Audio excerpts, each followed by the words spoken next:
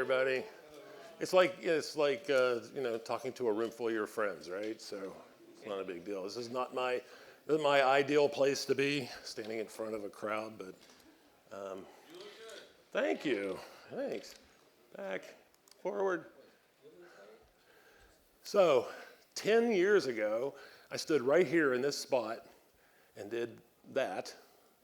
And back then, my goal was basically to introduce the fan art community and also to kind of push CCP a little bit to open up the doors, and give us an opportunity to prove ourselves that there were a lot of talented artists and talented people in the community who, maybe could work with the IP a little bit, maybe just a little, and maybe not get yelled at by the legal department every time we tried to do it.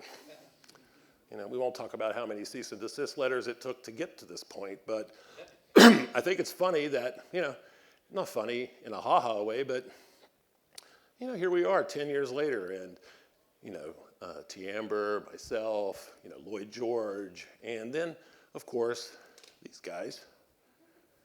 And I just wanted to shout out to Titan Forge. Everything that I'm saying here today is from my perspective, not from theirs. I'm not a corporate sponsor person. I don't work for Titan Forge, but they are a great bunch of guys. Hopefully you had a chance to get out to see the board game today and see some of the actual production stuff that's come in from China, and it's very exciting. But what I'm going to talk about today is just my perspective on the last 2.5 years of work that it's taken to get to that point, and share some stories with you, some behind the scenes things, and share a little bit about how Eve art, from my perspective, has changed over the years, and also what we're doing, and some of the behind the scenes stuff, how things came about. So, when we started, forward, there we go. Back in on February 24th, 2023, so about a month before that, I get an email out of nowhere from a company in Poland. And it basically said, hey, we've done some Googling, and it looks like you might be an Eve artist. Would you be interested in working on a board game? And I wrote straight back. I wrote 2 emails that day. First email was back to Titan Forge.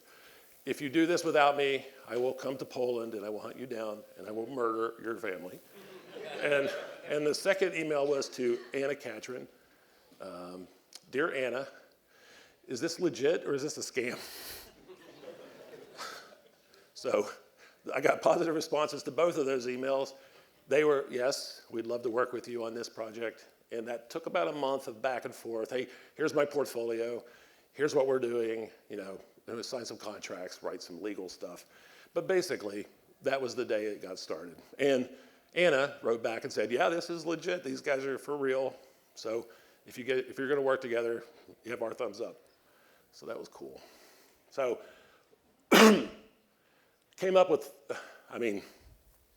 you have to remember, and I'll show this to you in the next things too, is this was very, very early days. So all we really knew was that it was going to be a board game. It was going to be a hex-based game. It was going to be combat, probably 4 or 5 players, and that was really it. So one of the first things I did was come up with a whole bunch of names for the game, because that's my background is branding.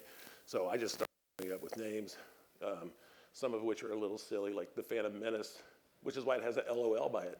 But what you might not know is that years ago, I had designed a card game for Eve, and that was one of those cease and desist letters we didn't talk about earlier. And the design for that card game, so it was a Alliance tournament style. So you'd have 10 cards, 10 ships, and then your other player would have 10. And so the design for that was pretty much that card at the top with the fitting window and the ship in it, and then there was stats on the right-hand side. So designing the cards was kind of an easy part, but this next thing was what is the game going to be called, but also what is it going to look like? And I think you could call this kind of game design with concept design at the same time. So what I thought of was let's let me throw a lot of ideas against the wall and then share that with Titan Forge so that it will help inspire them to design the game in a certain direction mechanically as well. So I think that kind of worked out really well. There was about a 3 or 4 month period there at the very beginning where I was basically just every day coming up with like concepts and designs about what the game might look like and how it would play. And those were just really top of the board sort of whiteboard type of stuff.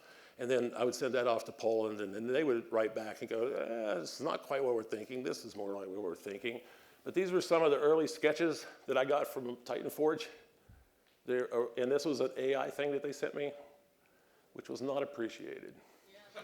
But the idea was basically, the very first idea was a lot of ships coming out of a Stargate. As you can imagine, if you told an 8-year-old about Eve, probably their first idea would be a bunch of spaceships coming out of a Stargate. So you have to start somewhere, right?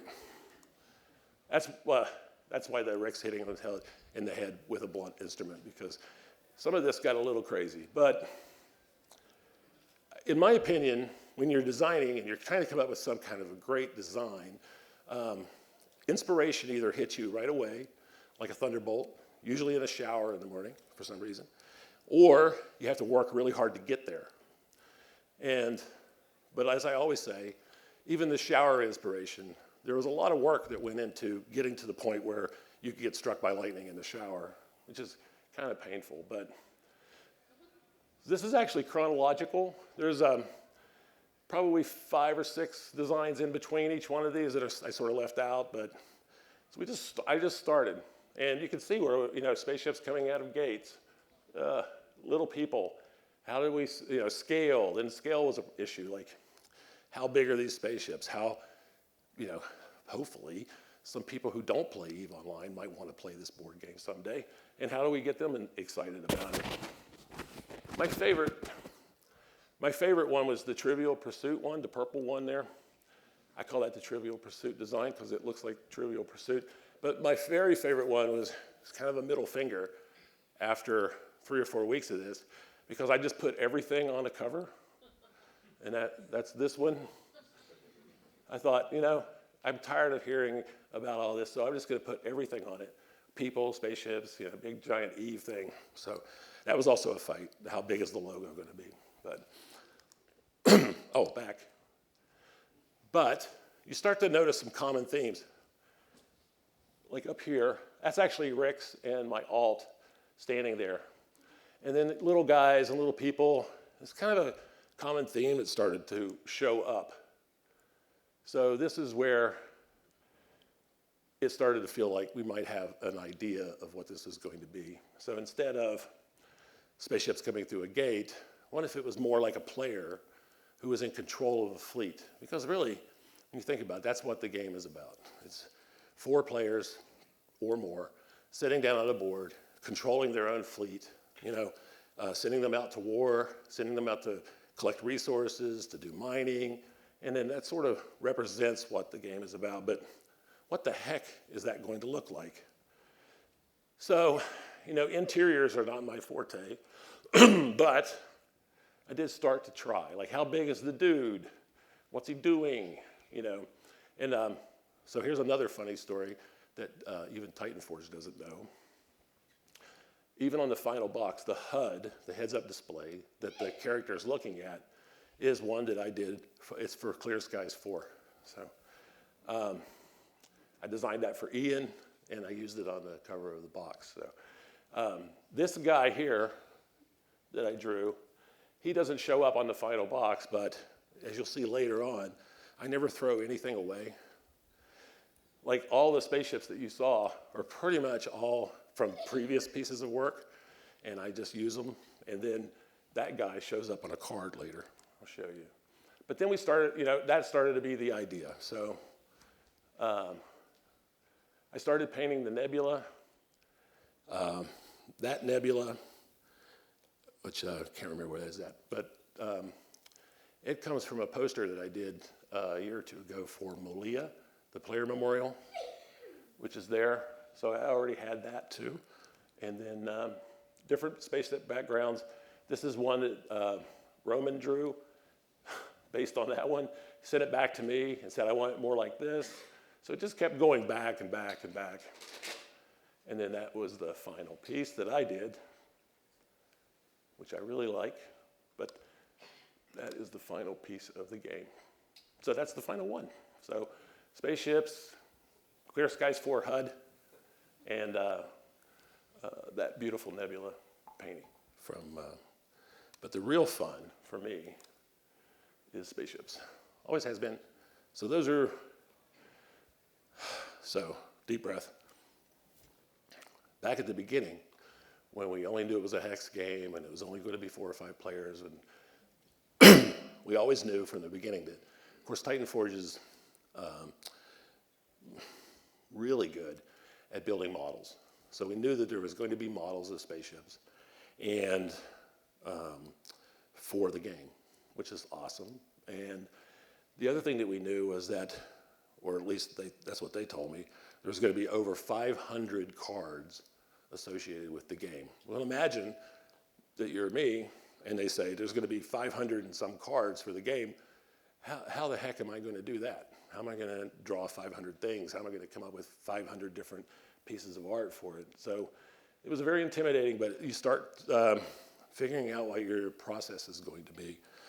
But we started with spaceship cards, and that's pretty much the final ones. Yeah, those are the Marauders. What are we doing? Yes, because it's fake. So those are all fake.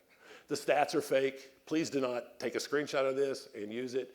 All that stuff at the bottom, if you notice, is exact. No, they're not. So we're at this point, we're changing them, but it's all fake. So don't trust anything that you see there.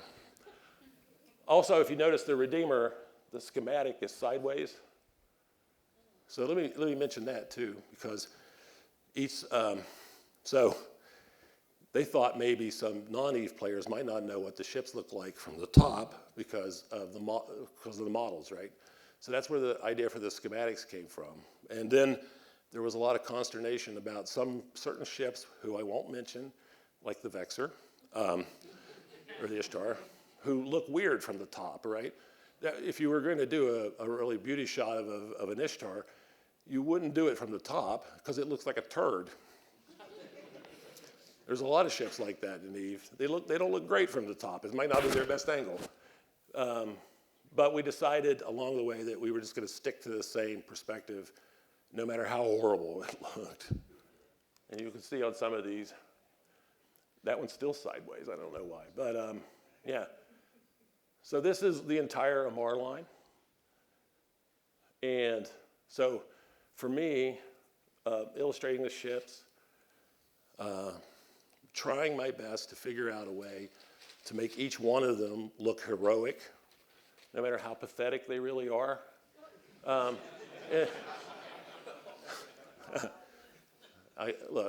I work with these EVE spaceships every day, and the way I judge them really is by how they look, not so much how they perform. Obviously, as my character in the game, I have favorites, just like everybody, but I love them all, and they all have utility, right? But, you know, there are some ships that are more beautiful than others.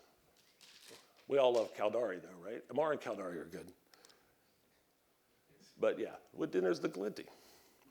And the Helios is not exactly a heroic ship. I was just talking to the art director today about the Helios, and excuse me, what we can do to fix that.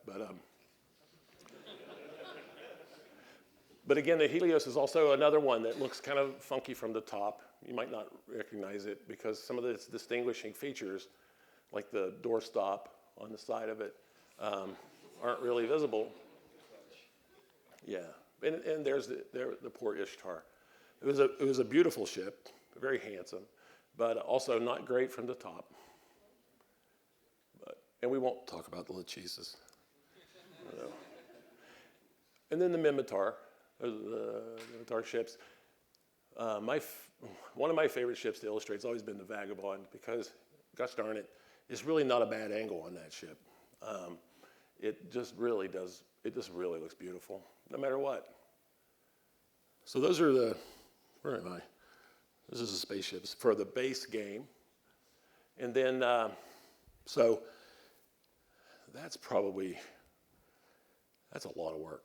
And right around that time, when I was getting close to finishing the spaceship games, spaceship cards, is when things really started to solidify as far as what the game mechanics, how it was going to work, what kind of cards we were going to have, because I had eaten up a lot of time, coming up with the brand packaging, what the main box was going to look like, and coming up with all the spaceship cards and the art for them and the design and all that, so that we knew that at least that's the core game.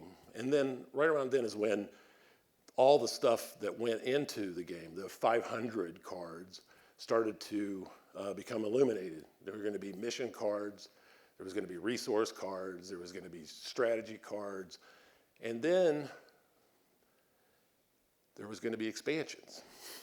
So there was going to be Havoc cards and on and on. So the game just kept getting bigger and bigger and bigger, especially after we came to Fanfest last time. So there are a line of Guristas. So right around the time that we were doing this is when the Havoc expansion launched. And this made for an interesting problem because the expansion was coming out, and I knew ahead of time that I needed art for all of it, but Zarzak hadn't happened yet, so that's a whole new area of space. And the ships were being, some of them were being a little bit updated or changed a little bit, so I couldn't work ahead of time. And then once Zarzak launched, I was probably, maybe one of the first people who got in there, figured out how to get in there, and died, and then had to figure out how to get in there again, and then died. And I think this happened for a couple of days. Like I would just wake up and go, I need to get into Zarzak and take some reference, and then died. Finally figured out that it wasn't that hard. You just had to really hug the station and stay away from people. There are a lot of mean people in space, if you haven't noticed, who, especially if you're -10, like I am, that will kill you. I'm being pretentious, but I'm making a point. I did die a lot in Zarzak the first couple of days. It was pretty horrible, but I got the hang of it, got it figured out. And then, there are things like the interstellar jump gate that, you have to kind of be there at the right time for it to activate, because I can't do it. I don't have a character in the Guristas faction, so I have to kind of wait around in a cloaked ship for maybe 3 or 4 hours until somebody activates the thing so I can see what the effects look like. I will tell you this, that during this entire process, one of my worst fears, and my brain does this to me every time I'm doing something. One of my worst fears is that I will draw something that somebody later will come back and go, you just totally screwed this up, Rixx. That is not how that looks, right? That's not how laser guns look. That's not how that's not how autocannons look. That's not how, so every effect in Eve, from warp scrambles to sinusoidal fields to, think of all the thousands of different effects.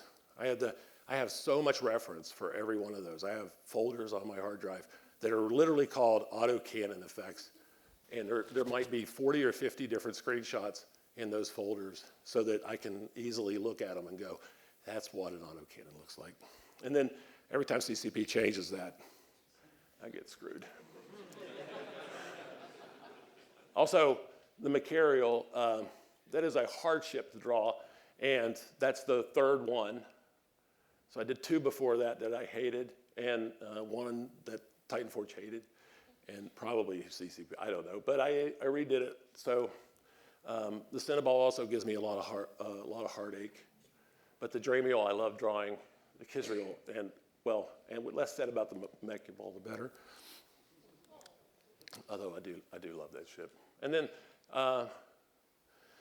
this is the Havoc expansion box, and I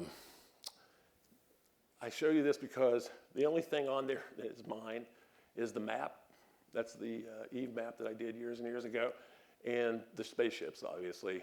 The rest of this is all key art from CCP, except for the effects and stuff. I added those, but I mean, we're under a lot of time crunch at this point, and so the more stuff that we could get, I'm not really a big fan of doing that, but. And then these are all the schematics, and you know, I was surprised, just as surprised as you, because I did not know it was going to happen, that everybody got a mouse pad in their goodie bag. That's it, from Titan Forge with all these guys on it. So, you know, that's pretty cool. I hope you all enjoy that. Excuse me. So those are all the schematics for those. And one of the, now we're going to get into the 500 cards thing. So one of the most challenging parts, and you'll never know it probably when you're playing the game or you're with your friends or you're doling out the cards that you're going to use. But it was a big deal. Well, I'm not there yet. I'm sorry. Titans, I forgot. They look like the thing I'm going to talk about in a minute, but we're still talking about expansion. So there's a Titan expansion. Sorry.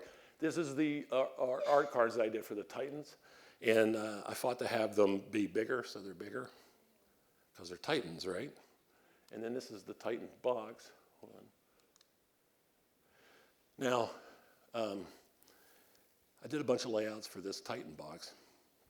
And originally, I wanted to get all the Titans on that box because they're all in there.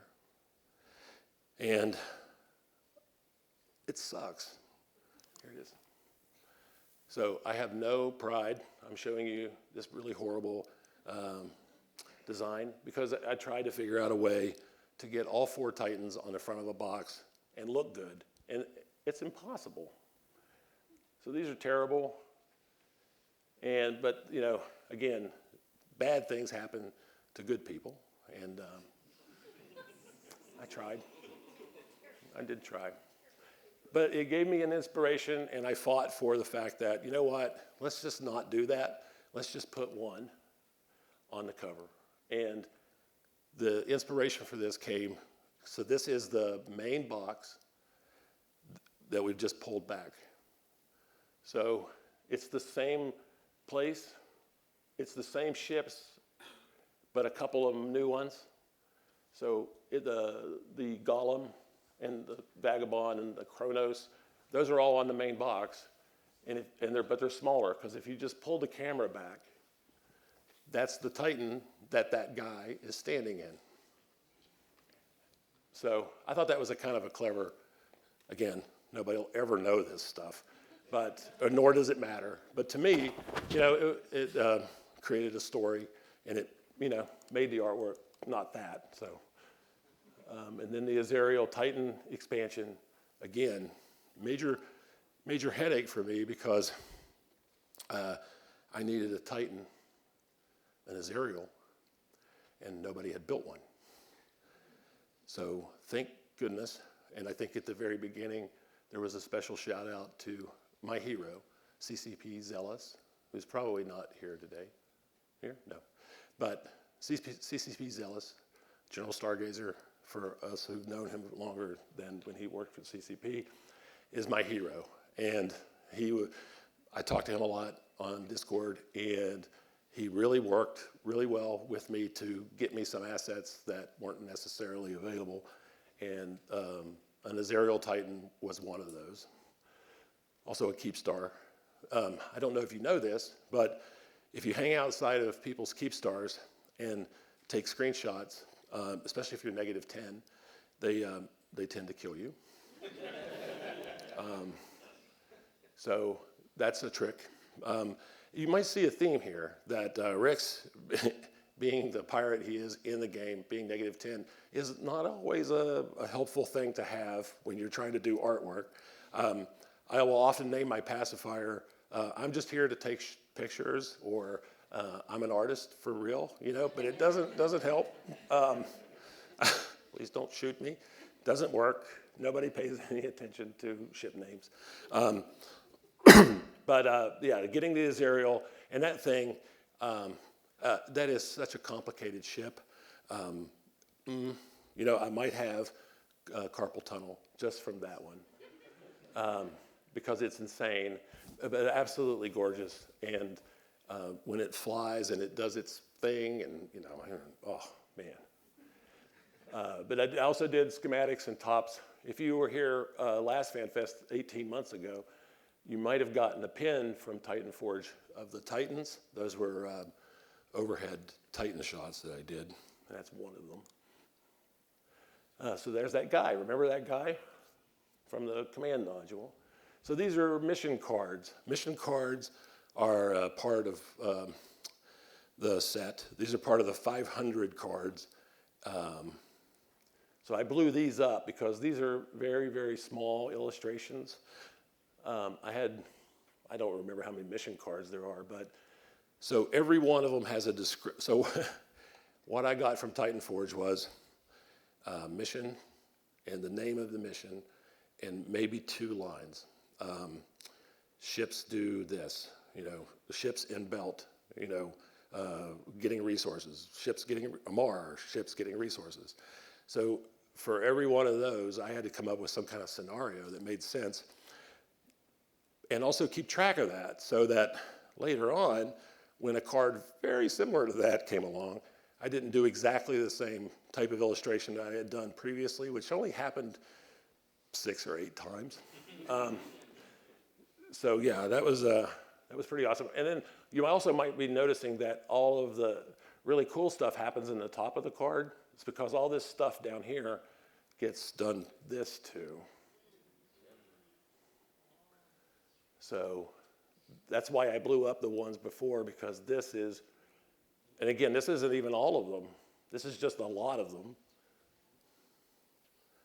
So information gets put over the bottom part, so I have to also think about that when I'm designing them, so I get to cram all the stuff into the top, but also create enough nebula or planet or whatever, and also try to keep some visual interest in everything that you're doing. And then these are more of those. Which ones are these? These are the event cards. And so if you've ever been in a Keep Star and your ship's sitting on the Keep Star and you turn the camera up so that you're looking down on your ship, when you get these cards, take them and put it over that. The design of that, the grate on the side, the blue, the gradation and all that, is that view without your ship in it, just translated into graphics. So again, these are different cards. You don't see the bottom part, so all I had to illustrate was that top part. I didn't have to make bottom parts for these. That may sound like it makes it easier, but it doesn't because of this. Because every card, not every card, but almost every card has 4 versions.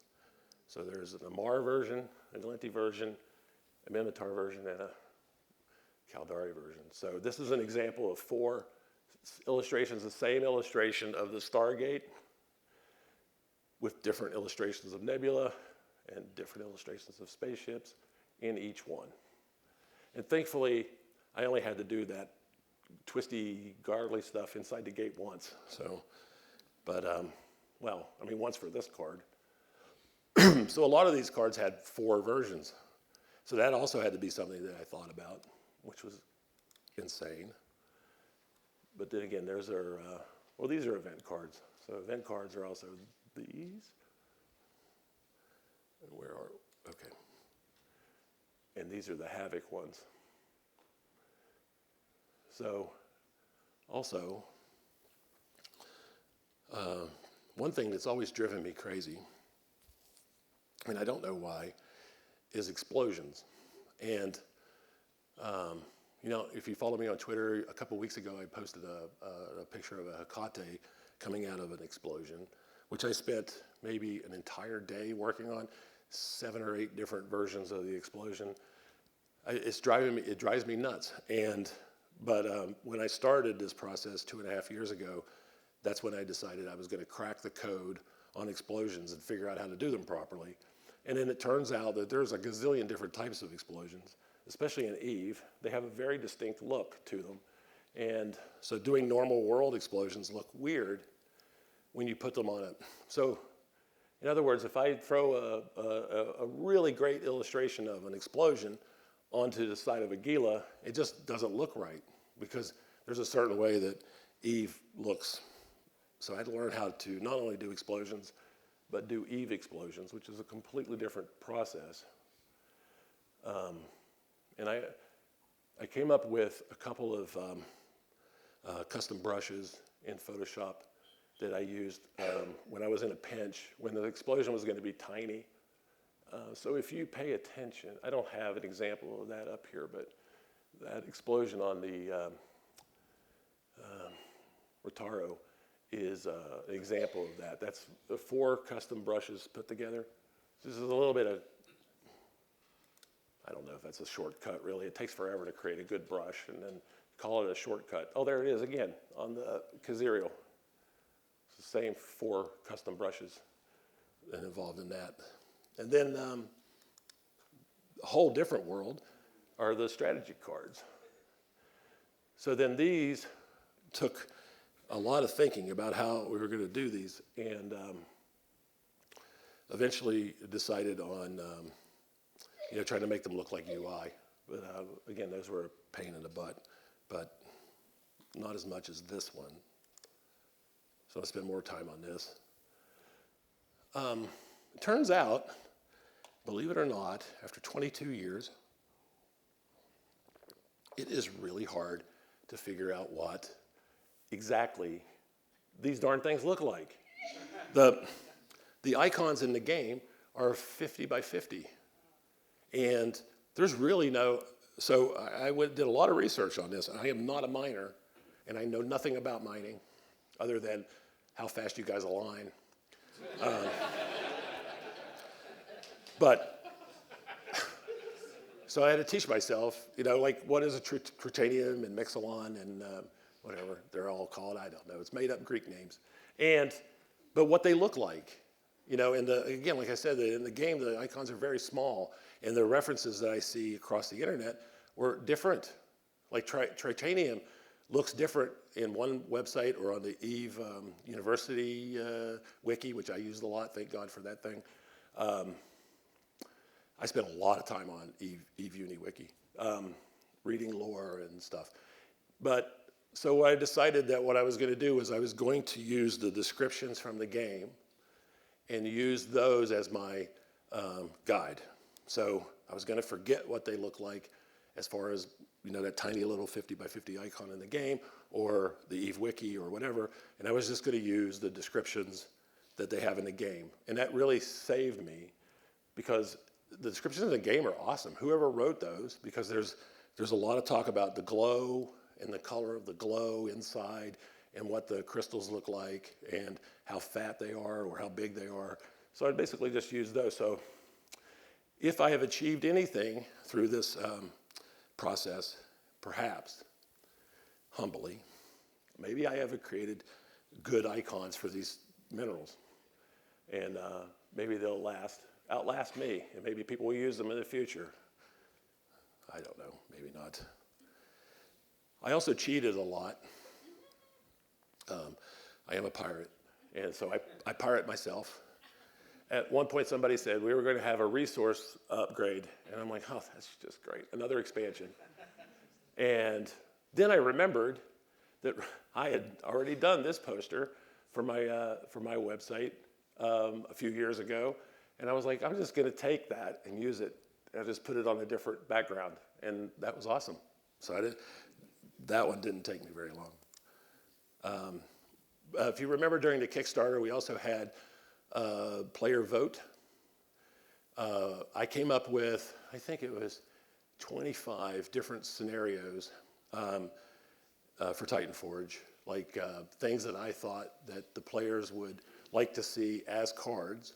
And then you guys, or the Kickstarter supporters, all voted on those 25 and picked the top 5 ones that you would like. And I will say that, except for ISK doubler, those 4 were exactly what I predicted you would pick.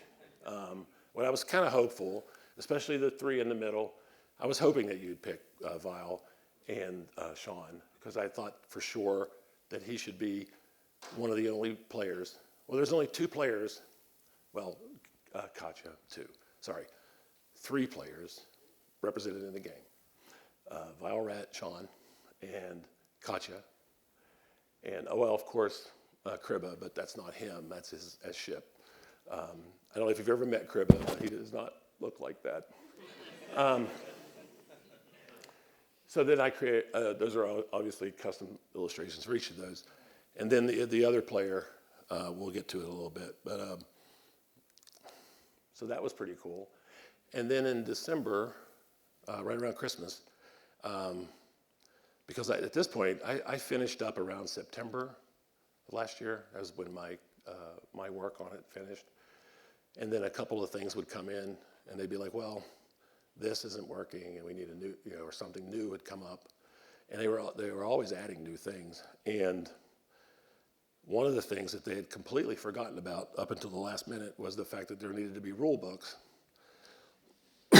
And they started putting the rule books together, and I realized that you have the cover, you have the inside cover, and then there's a opening page that had nothing on it.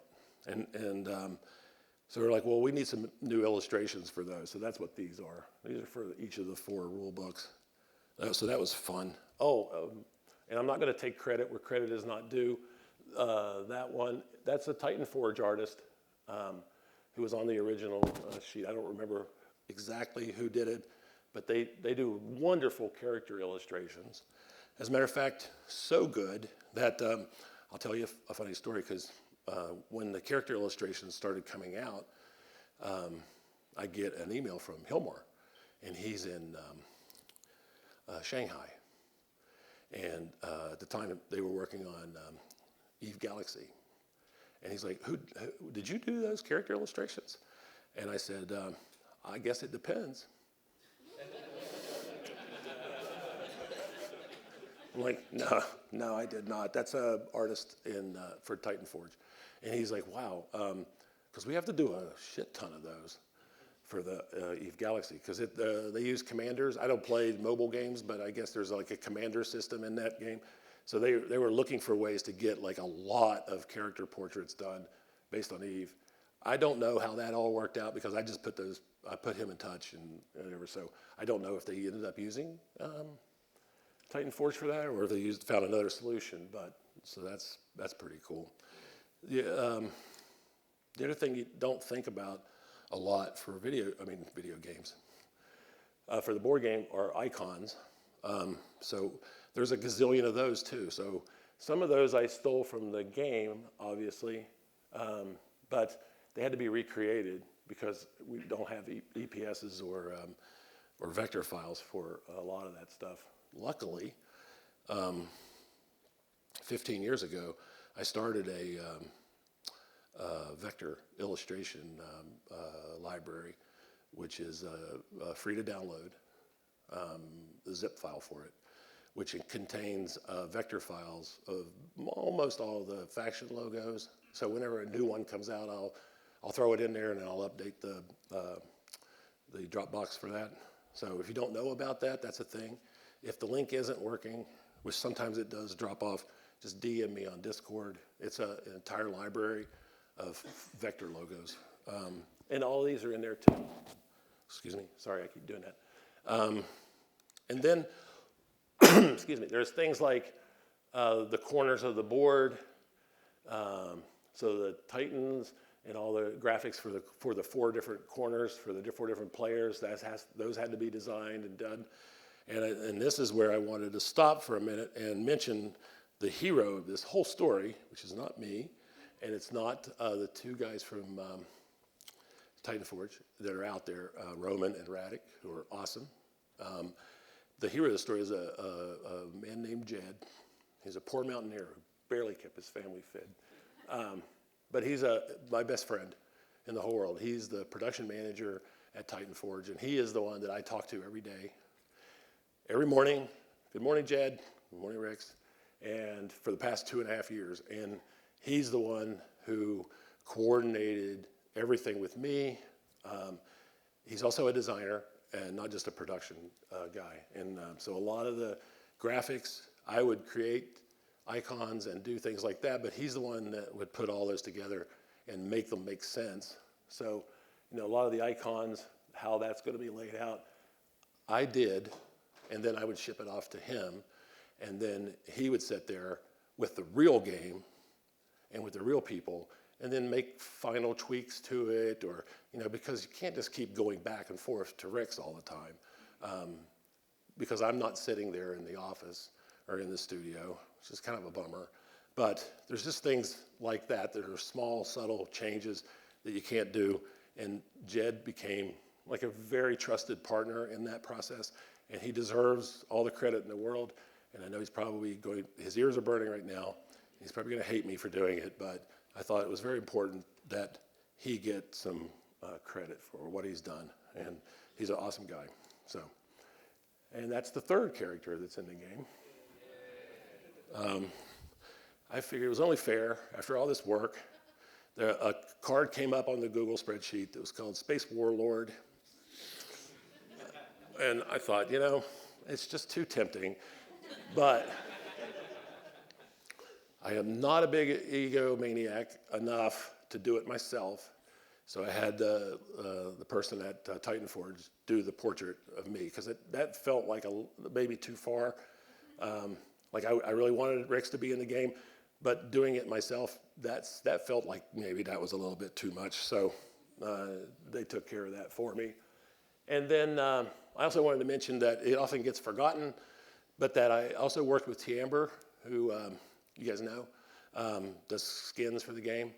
Kind of helped push him in the right direction. When the game comes out, there will be skins for all the supporters, War for New Eden skins that, I don't know what ships they go on. I don't remember now. I know for sure the Marauders, but maybe the others too. I'm not sure what the full lineup is, but you'll be getting those skins as well. They were designed by Tiamber, and with some help from me, but they're pretty cool skins. The thing I am proud of is, so the front of the box is the Eve logo, which is very big, and right under it says in syntax, War for New Eden.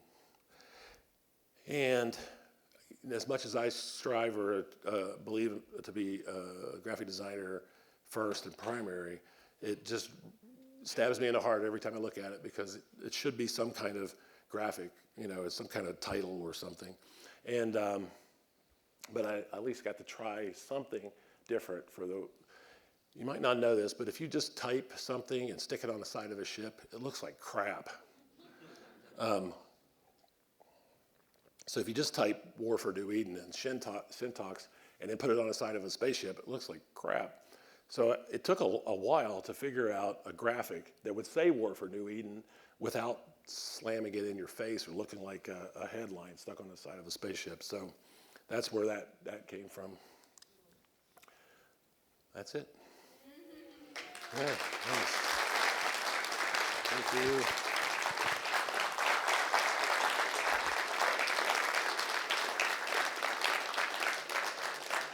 Yeah, so we're right smack on time, believe it or not. How awesome is that? And so I have plenty of time. If anybody has any questions or wants to ask anything, even if it's super personal. Did you lose weight? Did I lose weight? I hope so. I hope so. Maybe. Yes. Yeah, I'm getting older too, Truck. You know that, yeah. This has been been playing E for 17 years. This will be my 17th year. Yeah, this journey to this started probably in 2008. 2008, when CCP Manifest and I started talking to each other on Twitter, and he realized that I owned an advertising agency, And at the time, he was at the office in Atlanta, and he said, there's a lot of new social media tools coming out, Twitter and all these, Slack, and we don't really, we're thinking we might not want to do it ourselves. We might want to hire somebody to do it. And so I said, we would love to do that, to have that piece of business. And we put a proposal together and did a presentation to, I don't remember everybody that was involved in that, but they were all out of the Atlanta office. And CCP Manifest and a couple of others, and presented that. And that's sort of where the process began for me to, there's a game side of things, and then there's also the business side. And at some point, we were on vacation in Alabama, and I did a Zoom call with a couple of people, with CCP Spitfire, Alexi, I don't know if you guys remember Alexi, and Torfy, the former creative director, who's with Minecraft now, and I just finished working on the Minecraft movie. And so I did a Zoom call with them, and at the end of the Zoom call, I said, guys, I have this idea for a card game based on Eve. How would I go proceed with this? And they said, well, probably the best thing to do is to mock it up as best you can, get the rules worked out, and then play test it with your friends, and then bring it to Fanfest and do some play testing at Fanfest. And I thought, that sounds great, I'll put the money into it, and build out some prototypes. So I took about a year, worked on that, and one day, it's probably about 6 months before Fanfest, I was thinking about, how many decks to bring, how many decks to print up, and so I came up with a design for the box that I was going to slide them into. It was just a quick design. It wasn't even final or anything. And I posted it on Twitter, and 45 minutes later, I got a cease and desist from the legal department. Do not, under any circumstances, bring that thing to Fanfest or ever mention it again. And so that, from that moment when, the Eve IP was a sacred cow who nobody could touch, who, and I can totally understand. The world was a different place. The times were different times. And CCP, to their credit, wanted to protect the Eve IP from, nefarious forces from exploiting it. And that was totally understandable. But, the thing I always tried to say was that not all of us are out to take advantage of you. As a matter of fact, quite the opposite. Many of us would like to help you and to grow and expand the universe of Eve beyond just a video game into other areas. And, what we always would hear every time we would have a meeting about it at FanFest was the number one thing was we never want to set anyone up for failure. Well, my counter to that was always, that's kind of up for us to decide, isn't it? Because failure is a great teacher. Sorry. Anyway.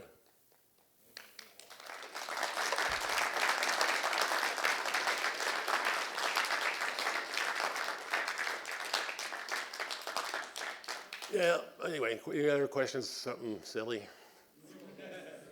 Yeah. Yeah, about silly questions. Why did you choose Avatar for the box art of all titles? Say that again? Why did you choose the Avatar for a box art of all titles? Oh, for the cover? Yeah. Well, I just think it's the prettiest Titan. Yeah, I have to be honest. I like the other Titans. I don't understand the Mimitar Titan, and I don't know how to get it to do what I want it to do to make a pretty picture happen. I love flying it, and controlling it and all that, and I love the design of it. But man, trying to turn that thing into a thing that looks good on a box is really hard. And I have to say that the same is true of the Erebus as well, because it's just a big ball, a glob. And while it looks awesome in space, that thing that sticks out of the front of it, the snowplow on the front of that thing, is just really obnoxious. And but Eve spaceships, no matter how ugly they all look beautiful from the back. Yeah.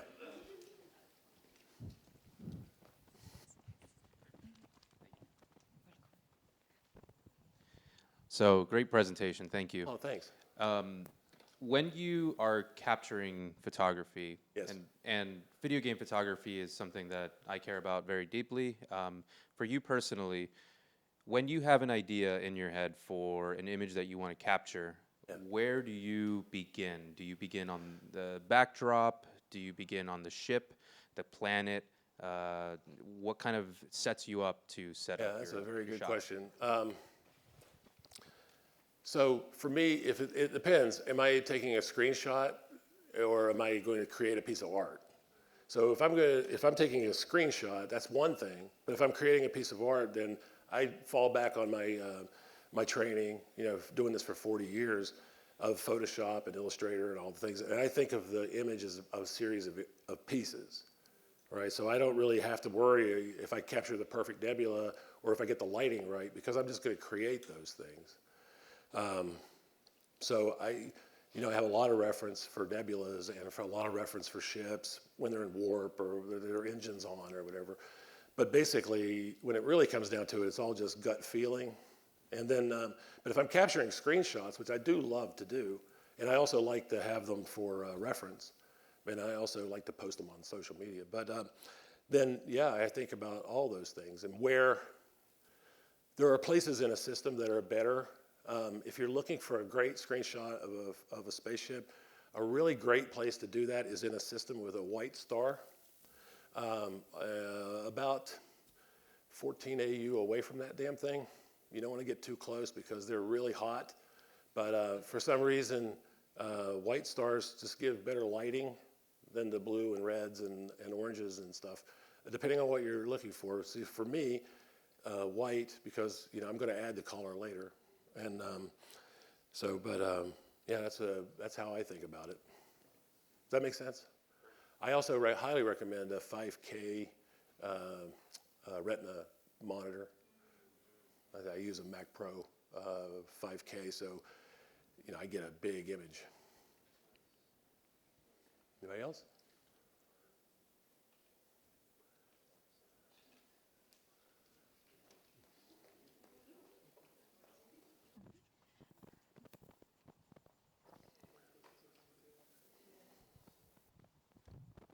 So, my apologies in advance, but perhaps this is too personal. Oh, sure. We at Mercury Arms had a strange engagement some time ago, Okay, and we were just curious. It left us puzzled to this day. sure. Under what circumstances do you anchor an Orthrus in a nano fleet? Yeah. So you might not know this, but I like to have a lot of fun when I play Eve. And yeah, sometimes we do the goofiest stuff that makes absolutely no sense just for the pure fun of it. And I know exactly the engagement you're talking about. And let's just say that person was punished. But in a nice way. We don't hurt people, not much anyway. But yeah, that was funny. That was a good one. I know exactly. Yeah, I remember that. That's pretty awesome. We're also terrible at Eve, and I'm kind of proud of that. But we don't take the game too seriously. Pirates really. We don't really have goals other than our own self-fulfillment. So we kind of have to keep ourselves amused. Sometimes it gets a little bit crazy otherwise. You only get dropped by snuff so many times before you start to lose your mind. But it's okay. And yeah, go ahead.